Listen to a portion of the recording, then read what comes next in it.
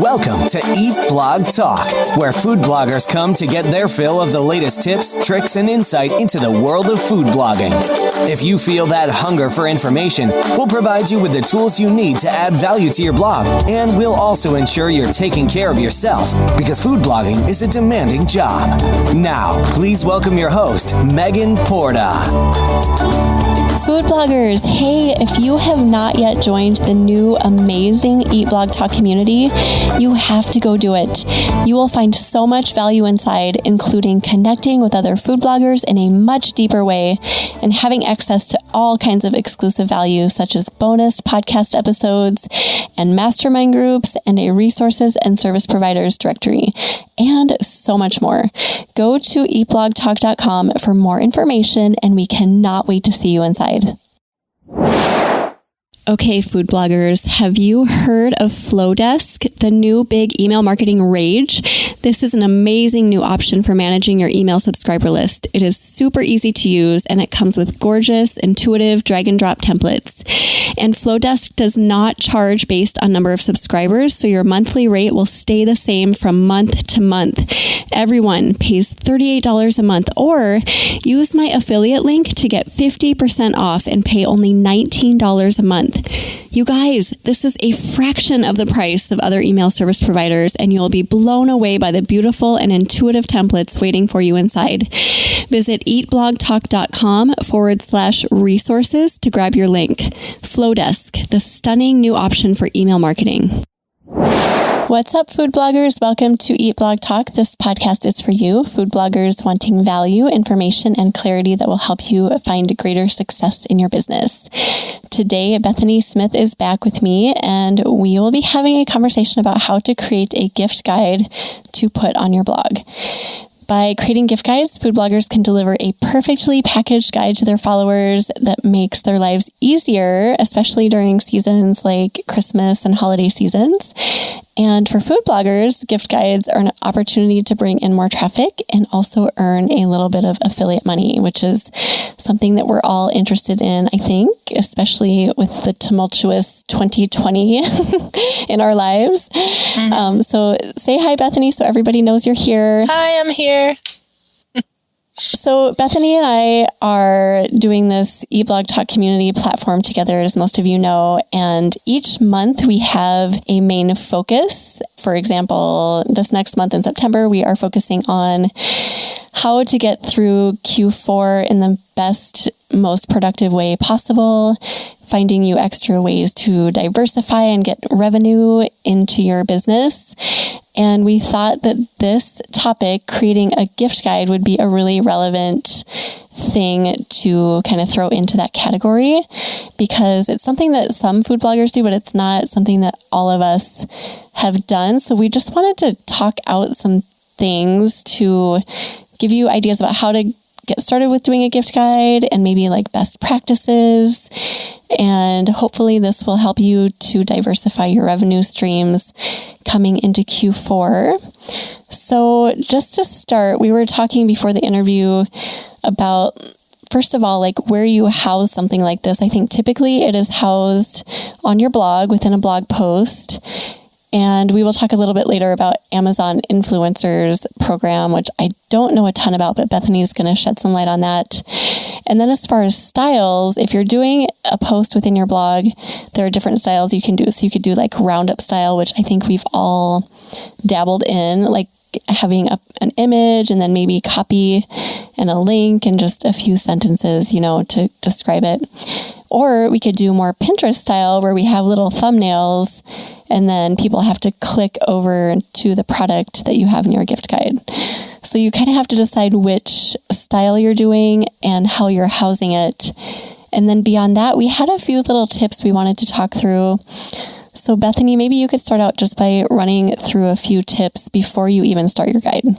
Yeah, so just to kind of summarize what you were already saying too, I think gift guides are a great idea to drive affiliate revenue. Or we were actually talking, I just looked at one that you had done, Megan, that was linking to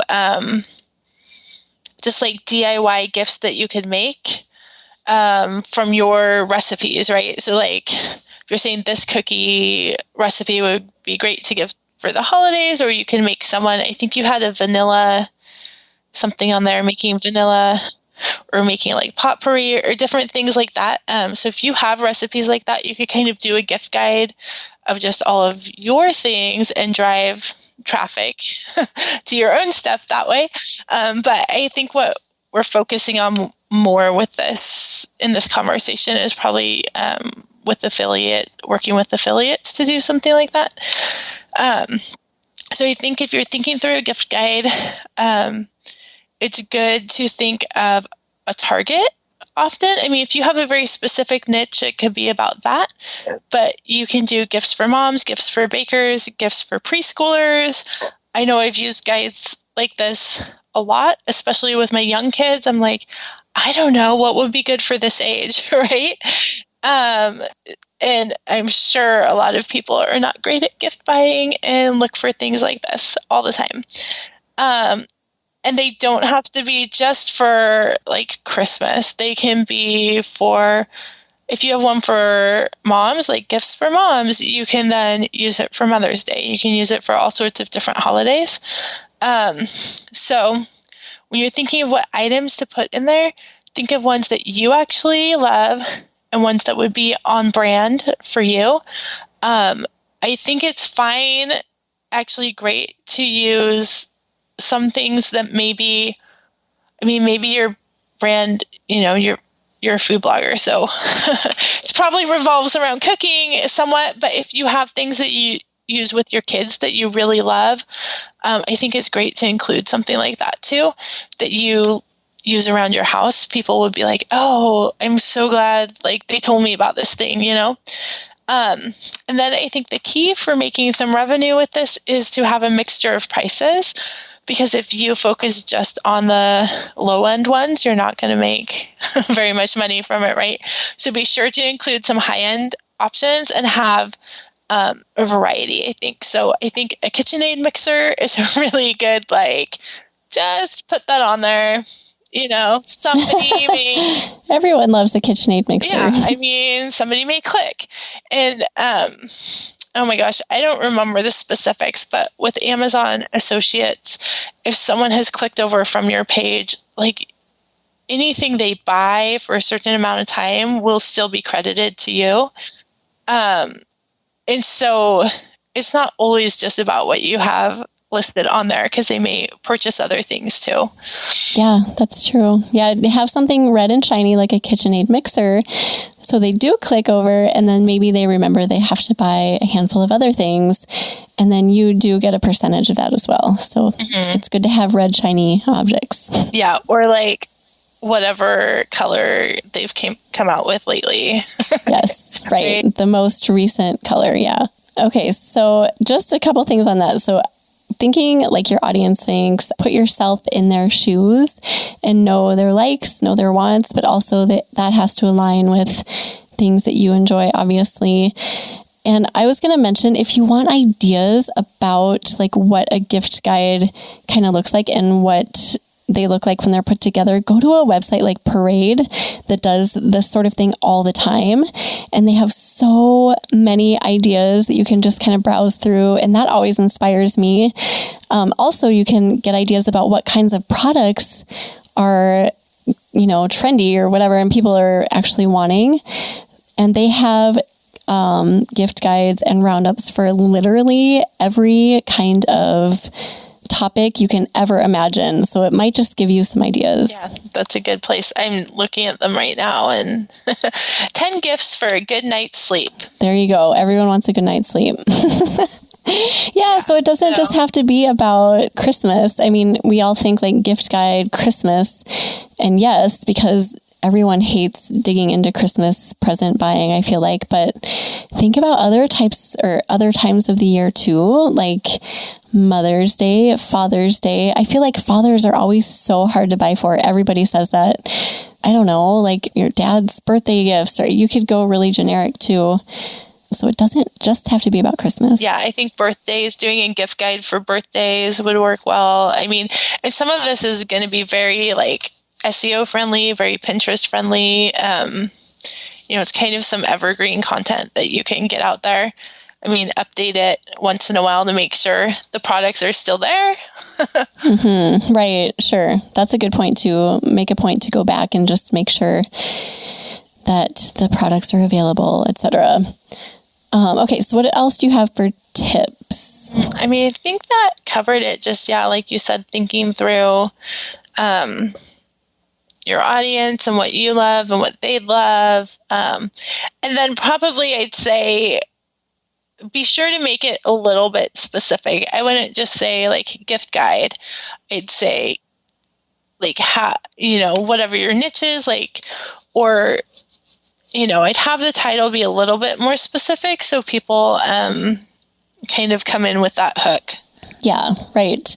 Because like gifts for Christmas, I mean, okay, that's way too generic, I think. So get really down to it. Like, who would these gifts be for, and exactly what are you buying for? And then I think people are much more likely to click over. So let's talk about, we talked about this a little bit too, Bethany, but like product photos, because if you're compiling a gift guide, the photos are available online, but should you be doing that save as and just taking the photos and putting them on your own site, or should you be asking permission?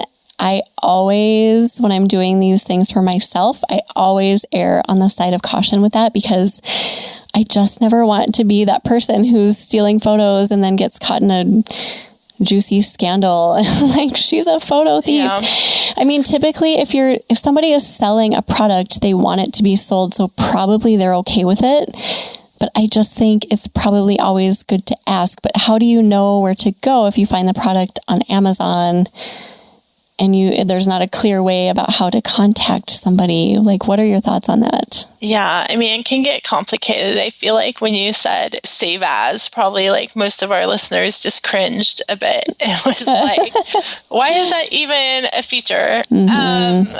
So yeah, I think it's sort of a complicated issue, and I want to say sort of a gray area, but maybe not a gray area, which is only sort of helpful.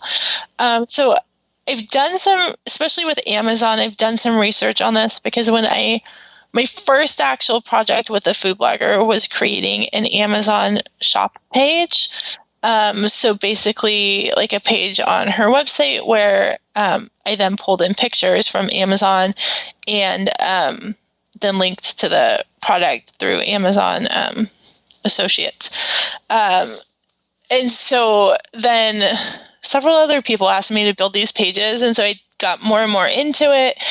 And one reason I don't do it now, and I don't encourage people to do it that way anymore, is because of this photo issue. So Amazon says, I believe, although it's very vague in their wording, is that you can't just take an image and save it on your website, like on your server. But the way they want you to do it is through an API, which, I mean, I only sort of know what an API is. Basically, an API is a way to connect one like platform to another platform, right? And so there's these plugins you can get if you're in Amazon. I always want to say Amazon affiliate, but it's Amazon associate. I do too. I know. I do too. I do the same thing. So if you're an Amazon associate, there are several plugins out there that would really help you with this. One is AAWP, and there are several others, so you can just search for them. These plugins also help with things like geolocation, to make sure if your reader is in another country, it directs to like the appropriate Amazon country pages. It also helps with things like how you display products and just format your pages better in general so they look good. So the other option here, which many of you may have used if you're an Amazon associate, is the Stripe tool, which is what Amazon natively provides within their system if you are an associate. The reason why I haven't personally use this much is because it can be hard to format and present it in a way that looks nice and looks really good on the page. But basically with this option, you find a product you like on Amazon, and then you can, through the Stripe tool, select code and paste it in your website for a text link, images, similar to that. But basically you can't format it or do anything with it, so it can get frustrating. For instance, even though it says in Stripe image, if you copy that info, you aren't actually copying an image. It's not like JPEG. You're not copying that. You're not downloading it. It's just code that tells your website where to find the image on the Amazon server. So that's not going to be an option you can use if, say, you want to make a Pinterest graphic using a shot of the product, or for any sort of marketing of your gift guide that you're doing. It's only an option if you're actually just creating a blog post and using the image as an actual link to the Amazon product, which you could totally do for a gift guide. It may just not look quite as nice or exactly the way you want it to, which can be frustrating. And of course, there are plenty of other affiliate programs out there. I just know Amazon the best, and it's really popular. So if you're using someone else, you need to check with them on their guidelines, but generally this is going to be what they say, or really should be saying, because the affiliate program doesn't own the rights to distribute those photos of the products to you and to let you use them for any purpose. Maybe they have the rights for one specific purpose, but likely not for everything. And some of you may just be making a gift guide as a way to drive traffic to your site, but you aren't even using an affiliate program at all. And that's fine. You're not getting money from these links. You're just using it as a way to drive traffic, which is totally fine and a great idea too, especially if you're listening to this and you're just like, I can't deal with the whole affiliate program part right now, but I do want to do a gift guide. That's great. So, but you definitely can't just go find images from the company's website of the products you're listing. You can't just go there, download them, and use them. I mean, how it's similar. Like, how would you feel if somebody came to your blog and did that for the photos you took and put up on your food blog? Even if you are okay with it, it still is a copyright violation and is technically illegal. So, there's some options depending on the affiliate programs you're using, especially Amazon. But just doing the save as without asking permission is not an option really for any situation. Yeah, I mean, it's like so daunting though if you want to put a killer gift guide together that has like 50 images. The thought of reaching out to all of those different companies just sounds like I would rather not do that, honestly. So, I mean, putting text, yes, but people like to see images. I mean, obviously you could take the photos yourself if you have the product, but clearly you're not going to go buy every single product on your gift guide. Yeah. Well, you could do a combo too, where you have like pictures, images of some of them, and then some of them are links. So that's a way to add more to your gift guide without emailing everybody with that. Or yeah, like you said, if you do have the product, you could take your own picture of it.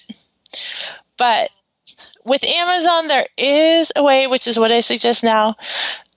So through the Amazon Influencers program, so you need to be an Amazon associate, and then on top of that, you can apply to be an Amazon influencer, which is their program more for social. They say it's for social media influencers, but I think food bloggers fall really well into this category also. So then what happens is then you can create a storefront on Amazon. So it wouldn't live specifically on your website, but you can link to it from your website. You can even have it in your menu bar drop down. You know, you have a shop thing, and that just takes you to Amazon. And so on there, you can organize, I mean, you can make gift guides through that, and that's linked directly to the products on Amazon. And your homepage, you can categorize into different categories. So you can have like cookbooks as one, and then people click, and then they'll see all the cookbooks that you have in there. And it's really nice because it's already on the Amazon platform. People are really familiar with it. People might even have other things in their shopping cart that then you're going to get revenue from that when they purchase everything together. So I think it's a good solution. They do say you need to have, some sort of social media presence. And I don't think it needs to be very large. I don't know a specific number. They haven't said a specific number that I could find. But I think if you have 500 followers on Instagram and you're active on there, you should apply, or wherever, Facebook or YouTube, that you have those followers. I think that probably what they're looking for is just that you're there, you're active, you're engaging with your audience to get approved with it. Do you have an example? I was just looking at the application to get in, and it looks fairly simple. But I've just I don't know if I've seen this in real life. Yeah, I don't think it's something that people are using a ton of. So I set, it's newer. I don't know when it was started. I don't think it's 6 months ago new. I set up one for Emma Duckworth Bakes, and I'm not sure where she has it linked from, but if you wanted to go to just amazon.com/shop/Emma Duckworth Bakes, you can see that one there. And actually, let me double check, but I think this other person I follow who's not a food blogger, I think they do it too.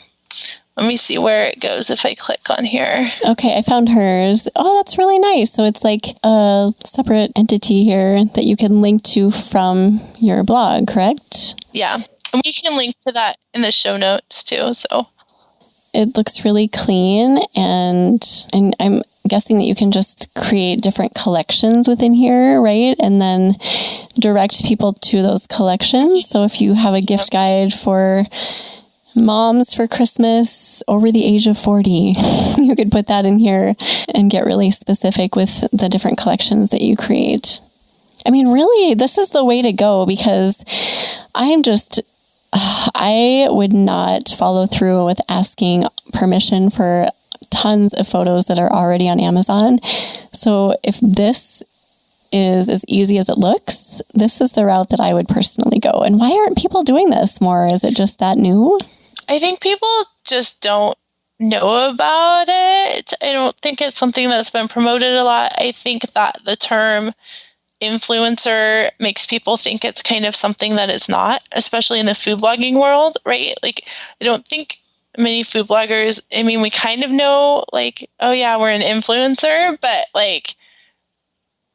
I've not really heard food bloggers identify themselves as that, right? So I think it's just kind of this disconnect. And then I think people are afraid when it says you have to have a social following. It makes it sound like you have to have 5 million people or whatever following you, which is not the case. Yeah, but food bloggers all have followings on some level. So, I mean, even any number of followers, I think, would probably be sufficient for that, don't you think? Yeah, I mean, I don't think you have to have very many. I mean, you probably have to show that you're active, show that you have some people engaging with you. So I would just apply. What's the worst that can happen? They say no. They say, even on there, I think they say, if we don't approve you now, try again in a month or whenever, So, but I think this is their solution to the type of thing that food bloggers want to do, which is have their own shop page, right? And because of some of the issues we were talking about before, there's a lot of issues also around you're not supposed to list price. You're not supposed to list all sorts of certain things unless you're doing this API thing or you're doing whatever. This is the solution they came up with. And I think it is nice because then if anything changes, if the price changes, if the product gets deleted, it's just deleted from here. If somebody changes the image, it's just all automatically updated and it's really a lot less work for you. I mean, the only drawback is that I know a lot of people want to keep everything kind of on their webpage, right? Or on their blog. So then, you're still on there and they can click to other recipes and stuff. So, I mean, that is a drawback, but besides that, I think this is definitely the way to go. Well, I'm intrigued by this. I am going to look into this myself because I definitely want to put some gift guides together this year just as a way to kind of back up my revenue backups. So I think this is a really easy way to do that, especially through a handy little program like this. So Amazon influencers, if you are not on there, go check it out. Apply. I mean, like Bethany said, it really can't hurt to apply and see what happens and just promote it from your website. Could you link to it from emails? I know that like linking to Amazon affiliate anything is kind of questionable for emails. Do you know anything about that, Bethany? Yeah. Yes. So that's also why, yes, you can link to it. And yes, linking, I think it's linking directly to a product from email is a problem with associates, right? Like you're not supposed to link directly to a product from email. But this, like just your storefront, you probably still can't do directly a product, but you can link to your store and you could link to any of the like categories in your store would be fine. Well, that's really cool. So there's a solution for you guys to eliminate all of that hassle that you probably are thinking about, just like me. So this year, go create a gift guide. Okay, so once you get it set, let's talk about ways that we can promote it. We just talked about email. We can get that circulating through email and maybe do a series leading up. Oh, here's another thing. Like, make sure to do gift guides before the holiday, well before the holiday and not like the week before, because people are thinking about holidays well in advance, especially Christmas. People do their Christmas shopping early. So what do you think about like how far in advance should we be thinking about specifically Christmas gift guides? Oh, I mean like over the summer. I mean, for Christmas, like you're kind of just always behind, you know, because people will search for that year round too. And I mean, in some of like, especially with Google and Pinterest, you know, your gift guide from a year ago may start doing well the next year. But I mean, more practically speaking, I guess 2 to 3 months before. So like once September hits, I'd really start thinking about putting together a gift guide and just getting it out there a little bit. That's one thing that's nice about this Amazon influencers shop page is that then you can create a gift guide there. You don't have to worry about it coming up on your blog and being like, it feels too early to have this on my blog. Do I need to hide it? Do I need to whatever? If you're pulling in like your latest posts and it's September 1st and there's a gift guide, like this feels awkward. Having it somewhere totally separate, you can create that. You can start putting pins up for it, doing that sort of thing. And then maybe a little bit later, you start pushing it on social. And then you could even create a page on your website that does link, hey, I have this gift guide, or do a couple gift guides, like link out to the Amazon influencer shop page. And you could even SEO optimize that, right? Like create a post and put some keywords in there so that Google can maybe pick up your post, which links to your Amazon influencer shop, correct? And I think that these Amazon shops do come up. I'm trying to search for a couple.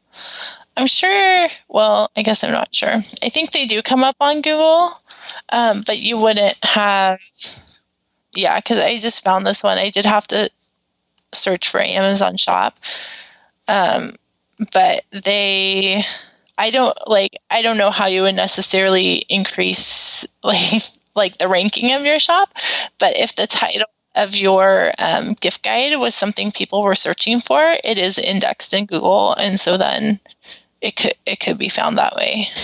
That's really helpful. My wheels are turning for sure. So other ways to promote gift guides outside of blog posts and SEO optimization and emails.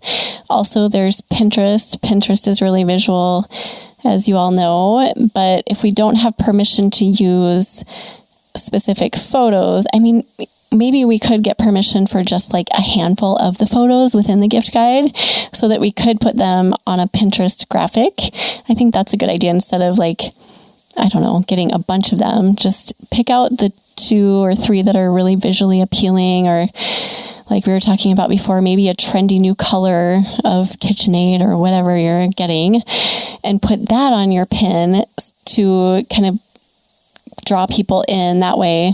Or you could go without the photo and just create a graphic, like maybe a graphic like implying gifts or a certain season and then putting a font on it. I've seen those too on Pinterest, and some of those do really well. Well, and if you have, you know, a product, if you have 1 or 2 of the things on your gift guide, you can take a photo of it.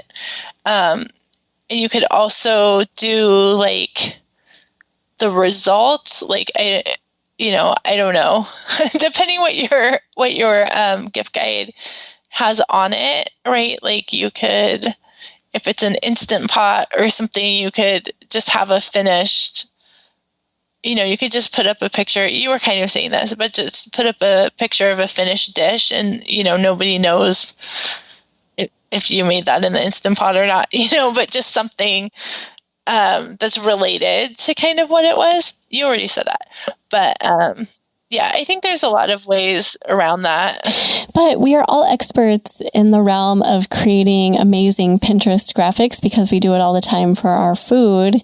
So most of us know about Canva and just the amazing photos and graphics they have in there. So you can even go into Canva and explore the different categories. They recently came out with this new like homepage where you can create based on what you need, like what your end product is. So if you go in there, you can find Pinterest pin, and then it gives you all of these amazing recommendations. I don't know what comes up if you type in gift guide, but I'm sure they have something that would be appealing to you. Outside of Pinterest, SEO, email list, Instagram too, you could promote there. I think on social, for sure. And social, I would do closer to like when it is. You know, we kind of talked about creating them, say, in September, which is why we're talking about it now. But yeah, if you're doing it, I mean, you can mention it on social, say, hey, I just created this if you're interested. But then, you know, say, I mean, if it's for Christmas, right? After, like once November hits, then I'd really start pushing it, you know, and you can think of ones that are really specific, like for Black Friday or for, you know, whatever, like getting kind of on that, too. So just kind of, I mean, promote it.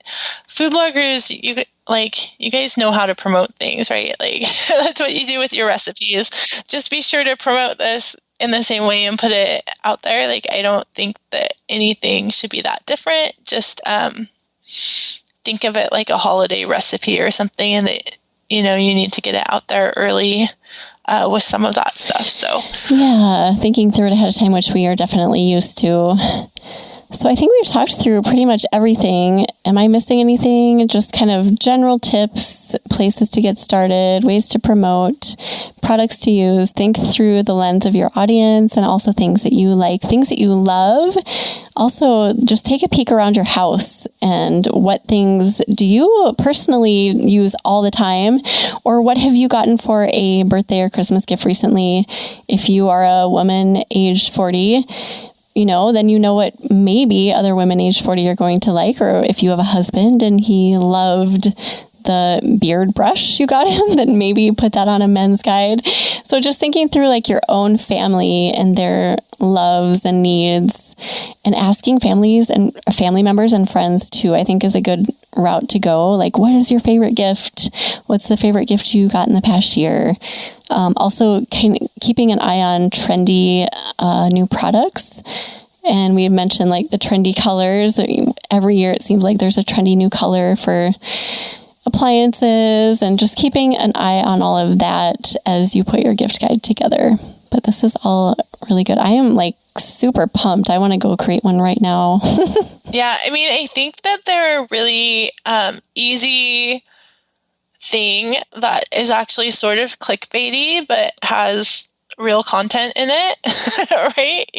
I always click on stuff like this, and I'm not really one who does that. I'm like, I don't know what to buy somebody. What's on this list? Like, I don't know. They're just so inherently interesting for some reason.